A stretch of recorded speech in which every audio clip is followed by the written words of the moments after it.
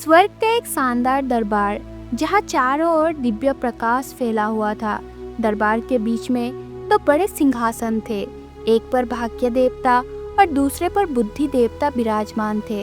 तभी नारद मुनि प्रवेश करते हैं। वातावरण में गरिमा और गंभीरता का भाव था। देखो बुद्धि देवता, ये मत भूलो कि मनुष्य की सफलता का आधार उसका भाग्य ही है। अगर किस्मत अच्छी हो तो बिना किसी विशेष प्रयास के भी व्यक्ति जीवन में सफल हो सकता है। भाग्य देवता, मैं आपकी बातों से सहमत नहीं हूँ। आप केवल ये देख रहे हैं कि किस्मत व्यक्ति को अवसर देती है, लेकिन सवाल ये है कि अगर मनुष्य में उन अवसरों का सही उपयोग करने की बुद्धि नहीं हो तो वहां भाग्य भी क्या कर सकता है। तो आप ये कह रहे हैं कि किस्मत का कोई महत्व नहीं है। अगर किसी के भाग्य में कुछ भी नहीं लिखा है तो वो चाहे कितनी भी बुद्धि लगा ले, वो कुछ भी हासिल नहीं कर सकता। मैं ये नहीं कह रहा हूँ कि भाग्य का कोई महत्व नहीं है, लेकिन बिना बुद्धि के केवल भाग्य का भरोसा करना ऐसा ही है जैसे बिना पतवार के नाव चलाना। हाँ, हवा नाव को धक्का दे सकती है, लेकिन दिशा तय करने के लिए पतवार चाहिए। उसी तरह अवसर तो मिल सकते हैं, पर उनका उपयोग बुद्धिमत्ता से करना ही असली सफलता की कुंजी है। और अगर किस्मत ना हो तो देखो बुद्धि देवता, कितने ही बुद्धिमान लोग हैं जो पूरी मेहनत करते हैं फिर भी उन्हें कुछ नहीं मिलता। यह सब भाग्य का ही लेख है। लेकिन क्या आपने कभी सोचा है कि कितने लोग किस्मत के अवसर को पहचान नहीं पाते क्योंकि उनके पास इसे पहचानने की बुद्धि नहीं होती। मान लीजिए किस्मत ने उन्हें अवसर दिया, लेकिन अगर उन्होंने उस अवसर का सही उपयोग नहीं किया तो भाग्य भी उन्हें नहीं बचा सकता। तो इसका मतलब आप कह रहे हैं कि बुद्धि ही सब कुछ है? हाँ, बुद्धि सबसे महत्वपूर्ण है। बुद्धि के बिना मनुष्य कोई भी निर्णय नहीं ले सकता और वो जीवन के अवसरों का सही उपयोग नहीं कर सकता। अगर भाग्य ही ना होगा तो बुद्धि से क्या हासिल होगा? देवताओं, आपकी ये बहस सुनकर मैं समझ सकता हूँ कि दोनों पक्ष महत्वपूर्ण हैं, लेकिन मेरे विचार से इस बहस का कोई स्पष्ट निष्कर्ष नहीं निकल सकता। क्यों ना इसे धरती पर किसी मनुष्य के जीवन में आजमाया जाए। इससे ही हम जान पाएंगे कि कौन अधिक महत्वपूर्ण है, भाग्य या बुद्धि। मुझे ये सुझाव पसंद आया। चलो धरती पर चलते हैं। मैं किसी साधारण व्यक्ति को चुनता हूँ और अपनी भाग्य की शक्ति से उसे राजा बनाकर दिखाता हूँ। फिर देखेंगे कि क्या बुद्धि वाकई में किसी काम की है। मैं तैयार हूँ। मैं ये साबित कर दूंगा कि बिना बुद्धि के कोई भी मनुष्य स्थायी सफलता हासिल नहीं कर सकता। चलिए धरती पर। वाह, ये तो बड़ा ही दिलचस्प होने वाला है। धरती पर देवताओं का ये परीक्षण मनुष्य के लिए भी बड़ा शिक्षाप्रद होगा। चलिए देखता हूँ कि ये कहानी किस दिशा में जाती है।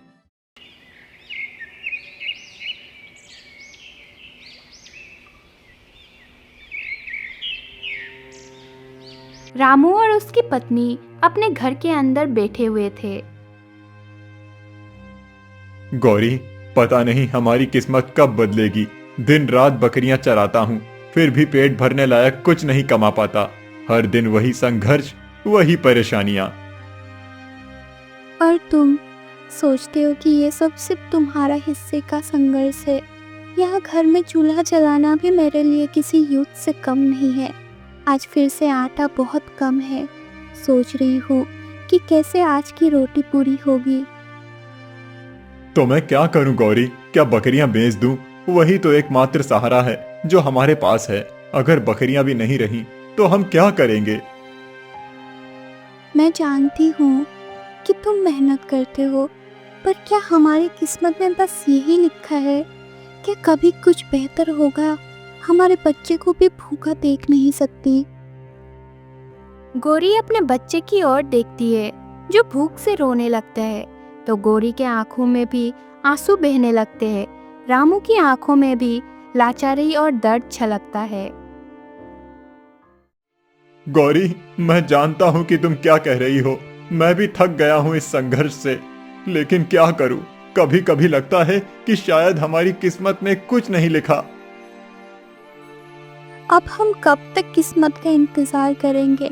भगवान के भरोसे रहकर कि हमारी हालत कभी सुधरेगी? हमें खुद कुछ करना होगा। पर करें क्या? कौन सी राह है जो हमें इस गरीबी से बाहर निकालेगी? आज भी वही बकरियां चराने निकला हूँ, बस यही काम है मेरे पास। शायद कहीं और काम ढूंढ लूं, पर किस्मत कभी साथ नहीं देती। रामू बिस्तर से उठता है और अपने बकरियों को लेकर घर से चला जाता है। भगवान जाने कब इस गरीबी से छुटकारा मिलेगा। हर रोज सोचती हूँ कि कुछ अच्छा होगा, पर वही दुख, वही संघर्ष। रामू आगे बढ़ते हुए अपने आप से कहता है, चलो मेरी प्यारी बकरियों, शायद तुम लोगों के साथ ही मेरा जीवन गुजर जाएगा। पता नहीं इस जिंदगी में कभी खुशियां आएंगी या नहीं।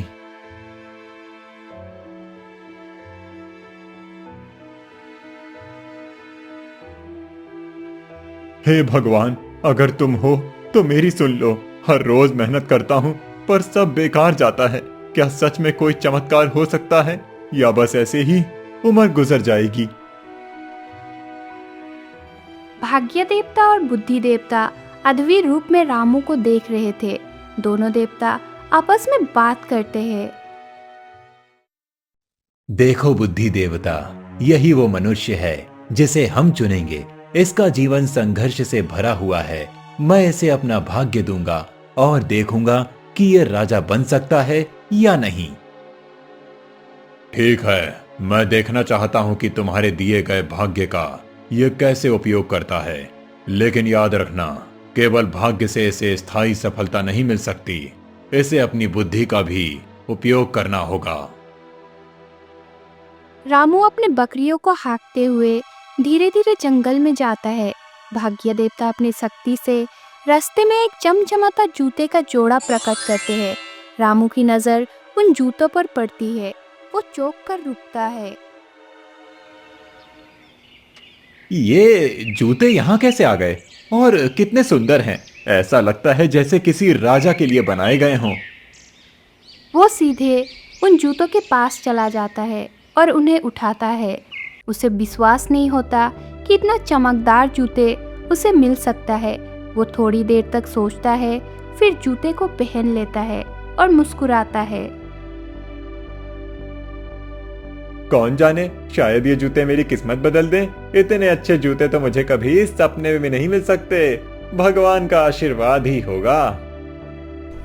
रामू बकरियों को हाँकते हुए आगे बढ़ जाता है। तभी एक अमीर व्यापारी घोड़े पर सवार होकर वहां से गुजरता है। उसकी नजर रामू के जूतों पर पड़ती है। घोड़े से उतरकर व्यापारी रामू के पास आता है।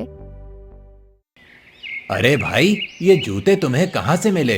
ये तो बहुत ही अनमोल लगते हैं, बिल्कुल राजसी ठाठ वाले। मुझे तो जंगल में पड़े मिले थे। मुझे लगा कि ये भगवान का तोहफा है। मैं इतना गरीब आदमी हूँ, मेरे पास तो ऐसे जूते कभी नहीं होते। ऐसे जूते जंगल में कैसे मिल सकते हैं?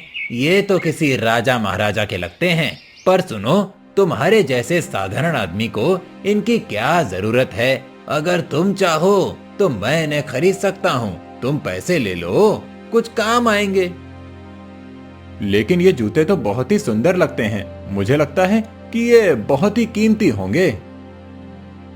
अरे भाई, ये जूते जितने सुंदर दिखते हैं, असल में उतने कीमती नहीं हैं। लेकिन तुम्हारे पास तो पैसों का ही महत्व है ना? मैं तुम्हें चांदी के सिक्के दे सकता हूँ, क्या कहते हो? ठीक है, अगर आपको ये पसंद है और मुझे चांदी के सिक्के मिल सकते हैं तो आप ये ले जाइए। व्यापारी मुस्कुराता है और अपनी थैली से कुछ चांदी के सिक्के निकालता है और रामू को देता है। रामू सिक्के को देखकर बहुत खुश हो जाता है और जूते व्यापारी को दे देता है। व्यापारी संतोष भरी मुस्कान के साथ जूते लेता है और अपने घोड़े पर सवार होकर चला जाता है। चलो, कम से कम कुछ दिनों का गुजारा तो हो जाएगा। शायद किस्मत अभी पूरी तरह नहीं बदल सकती, लेकिन मुझे उम्मीद है कि आगे कुछ अच्छा होगा। और फिर रामू अपने घर चला जाता है।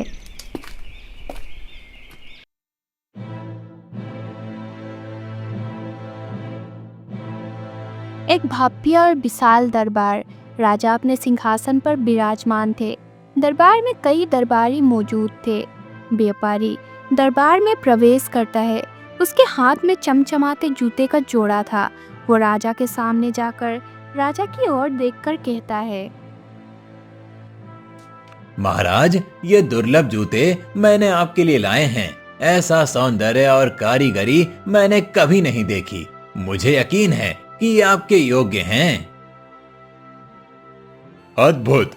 ये तो किसी स्वर्गीय कारीगर की कृति लगती है। इन्हें कहां से लाए हो? महाराज, ये जूते मुझे एक अच्छे मित्र ने दिए थे, जो किसी अन्य राज्य का राजा है। उन्होंने विशेष रूप से ये भेंट आपके लिए भेजी है। ये सचमुच बहुत अद्भुत है। तुम्हारा मित्र बहुत ही उदार है। तुम्हारे प्रयास के लिए तुम्हें इनाम मिलना चाहिए। राजा व्यापारी से उन चमचमाते जूते को ले लेता है और उसे स्वर्ण मुद्राओं की थैली देता है। व्यापारी सोने की थैली को लेकर महल से बाहर निकल जाता है। चतुराई ही असली धन है।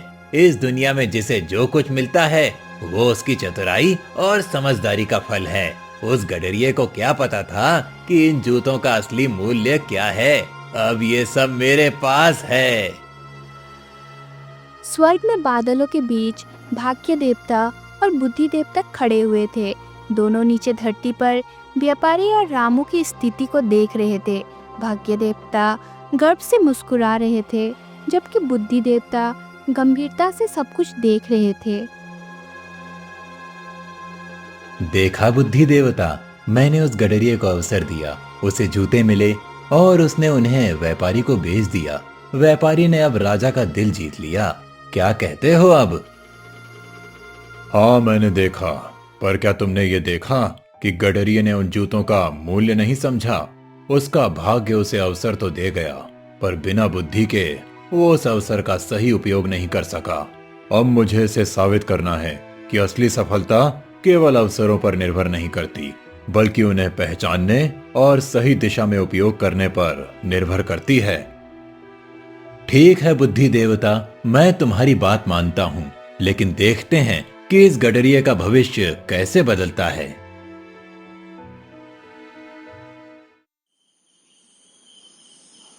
रात का समय था। रामू और उसकी पत्नी अपने घर के अंदर बैठे हुए थे। रामू, ये चांदी के सिक्के कितने दिनों तक चलेंगे? तुमने जूते बेच दिए, लेकिन इससे हमारी जिंदगी कितना बदली।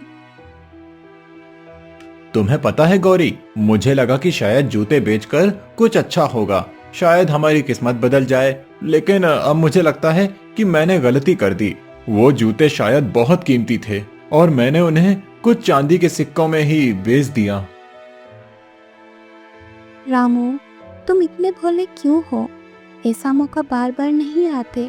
अगर हमारे पास थोड़ी समझ होती तो शायद उन जूतों से हमें ज्यादा फायदा हो सकता था। मैं जानता हूँ गौरी, मैं समझ नहीं पाया, लेकिन अब क्या करूं? बाहर से बुद्धि देवता अद्भुत रूप में झोपड़ी के बाहर खड़े होकर रामू की बातें सुन रहे थे।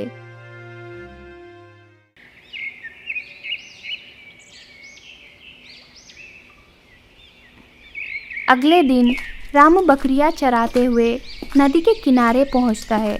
वो देखता है कि वहां पर एक साधारण मछुआरा बैठा हुआ था। रामू उस मछुआरे के पास जाकर खड़ा हो जाता है। अरे भाई, तुम कैसे हो? लगता है बहुत थके हुए हो। कोई परेशानी है क्या? क्या बताऊं भाई, किस्मत साथ नहीं दे रही। मेहनत करने के बाद भी कुछ हासिल नहीं हो रहा। बस जिंदगी यूं ही कट रही है। ऐसी बात मत करो भाई, सबका समय आता है। देखो, मेरे पास ये ताजा मछलियां हैं, तुम चाहो तो ले लो। इसे बेचकर कुछ पैसे कमा सकते हो। तुम मुझे मछली दे रहे हो, लेकिन तुम्हारे पास खुद भी तो ज्यादा नहीं है। हाँ, मेरे पास बहुत कुछ नहीं है, लेकिन अगर किसी को मेरी मदद से थोड़ा भी फायदा हो सके तो मुझे बहुत खुशी होती है। लो, रख लो इसे। रामू मछुआरे से कुछ मछलियां लेकर अपना घर वापस आ जाता है। रामू की पत्नी जैसे ही एक मछली को काटती है, उसे एक चमचमाता हुआ हीरा मिलता है।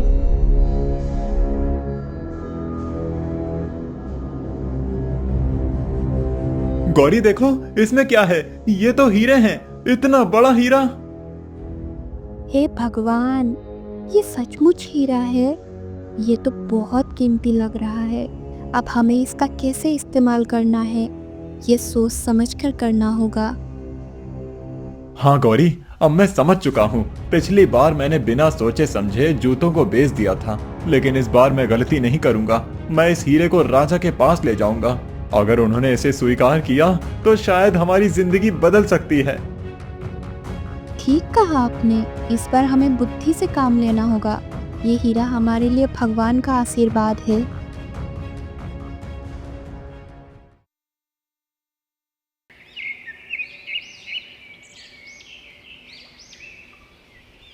अगले दिन सुबह रामू उस हीरे को लेकर राजा के पास पहुंच जाता है। कौन हो तुम और क्या लाए हो? महाराज, मैं एक साधारण सा गडरिया हूँ। ये हीरा मुझे एक मछली के अंदर मिला है। मैंने सोचा कि ये अनमोल रत्न केवल आपके योग्य है, इसीलिए इसे आपके चरणों में भेंट करने आया हूँ। ये तो बहुत अद्भुत है। तुमने अपनी मेहनत और ईमानदारी से इसे यहाँ लाने का निर्णय लिया। मैं तुम्हारी ईमानदारी और साहस की प्रशंसा करता हूँ। तुम्हें इसके लिए उचित इनाम मिलेगा। राजा ने रामू से वो चमचमाता हुआ हीरा लेकर उसे स्वर्ण मुद्राओं की थैली दे दी।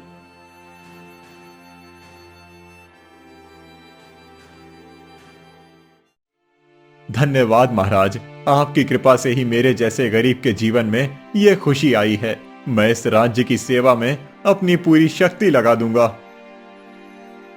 तुम्हारी ईमानदारी और मेहनत हमारे राज्य के लिए प्रेरणा है। आज से तुम मेरे दरबार में एक उच्च पद पर नियुक्त हो। तुम्हारी मेहनत और समझदारी से मुझे लगता है कि तुम इस राज्य के लिए बहुत कुछ कर सकते हो। धन्यवाद महाराज, मैं आपकी सेवा करने का हर संभव प्रयास करूंगा। महाराज, ये व्यक्ति वास्तव में प्रशंसा के योग्य है। इसने जो साहस दिखाया है वो हम सभी के लिए प्रेरणादायक है। हाँ, इसी प्रकार के लोगों की आवश्यकता इस राज्य को है। हमारे राज्य को ऐसे ही ईमानदार और मेहनती लोगों की जरूरत है, जो बिना किसी स्वार्थ के दूसरों की भलाई के लिए काम कर सकें। स्वर्ग में बादलों के बीच बुद्धि देवता और भाग्य देवता खड़े होकर रामू के सफलता को देख रहे थे। ये सब देखकर भाग्य देवता सोच में पड़ जाते हैं, जबकि बुद्धि देवता संतुष्टि से मुस्कुरा रहे थे। देखा भाग्य देवता, भाग्य ने उसे एक अवसर दिया था, लेकिन असली सफलता उसने अपनी बुद्धि और सही निर्णय से प्राप्त की। हाँ, अब मैं मानता हूँ कि बिना बुद्धि के केवल भाग्य से कोई भी सफल नहीं हो सकता। इस गडरिये ने अपनी बुद्धि का उपयोग करके सचमुच अपनी किस्मत बदल दी। सफलता का सही मार्ग वही है जिसमें बुद्धि, परिश्रम और सही अवसरों का सही उपयोग हो। यही जीवन का सबसे बड़ा सत्य है।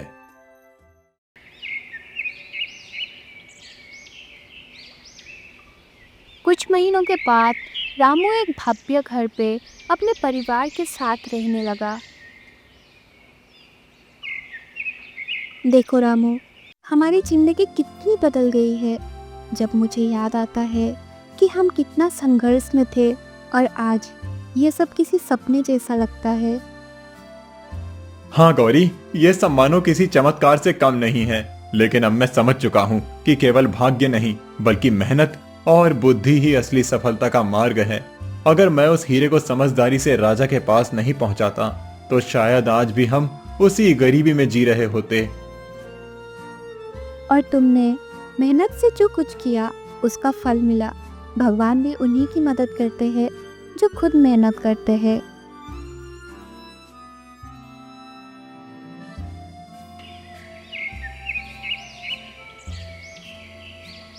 ऐसे ही समय बीतता गया। कुछ वर्षों बाद उस राज्य का राजा बूढ़ा हो जाता है। एक दिन राजा रामू को अपने पास बुलाता है और उससे कहता है,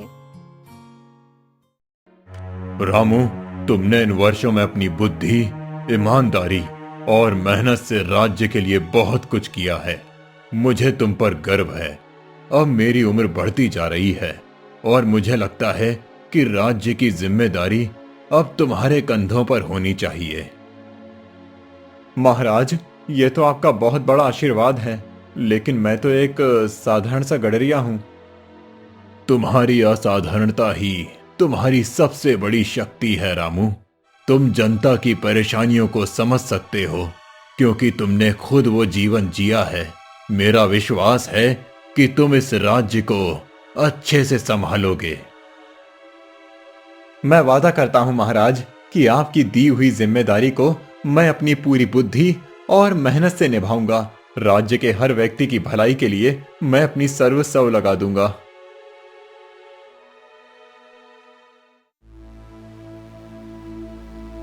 ये सब देखकर स्वर्ग में भाग्य देवता और बुद्धि देवता एक दूसरे से बात करते हैं। अब मानता हूं बुद्धि देवता, मैंने रामू का अवसर दिया। उसके पास वो जूते थे, लेकिन उसने अपनी समझ की कमी के कारण उसे गवा दिया। उसने उस वक्त अपनी बुद्धि का उपयोग नहीं किया और वो मौका व्यर्थ चला गया। सही कहा भाग्य देवता, अवसर देना तो केवल पहला कदम है, लेकिन उसे पहचानना और सही समय पर उसका सही उपयोग करना ही असली सफलता की कुंजी है। रामू ने भी शुरुआत में वो अवसर खो दिया, लेकिन जब उसे दूसरा मौका मिला तब उसने अपनी बुद्धि और विवेक से उसे पहचान लिया और सही दिशा में कार्य किया। तो तुम्हारा कहना है कि भाग्य केवल एक दरवाजा खोलता है और बुद्धि उस दरवाजे से गुजरने का रास्ता दिखाती है। हाँ बिल्कुल, भाग्य का महत्व अपनी जगह है, लेकिन बिना बुद्धि के भाग्य भी बेकार है। देखो, रामू ने पहले बिना सोचे जूते बेच दिए, लेकिन बाद में जब उसे हीरा मिला तब उसने बुद्धि का उपयोग किया और उसे सही तरीके से राजा को भेंट किया। ये उसकी समझदारी और प्रयास का परिणाम था कि आज वो राजा बन गया।